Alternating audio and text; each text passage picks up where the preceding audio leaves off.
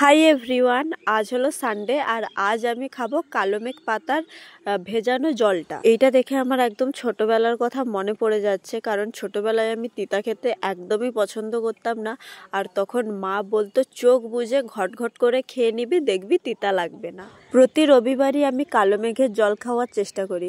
By the way, এটাকে কালো মেঘই বলে তো না অন্য কিছু, সে যাকগে, মোটামুটি স্বাস্থ্যকর এটুকুই আমি জানি। আজ আর ঘরে রান্না বান্না হবে না, আমার বোনের অন্নপ্রাশন, তাই জন্য সেখানেই যেতে হবে। আর গাবলু ম্যামের ভাত আছে, ওই ভাতটা বেলার দিকে দিয়ে দেব, আর দুপুরের দিকে ওখান থেকে একটু খাবার নিয়ে চলে আসব।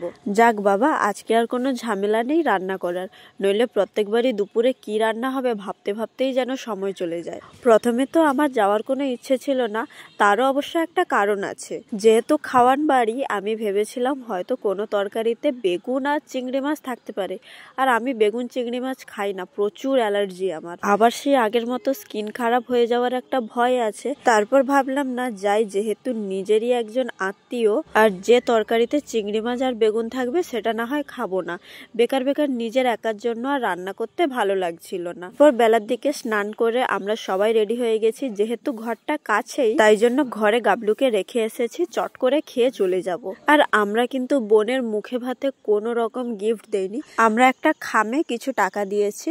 খেলনা তো অনেকেই দেবে, টাকাটা দিয়েছি কারণ যাতে কাকিমা বোনের জন্য পছন্দ মতো কিছু কিনে নিতে পারে।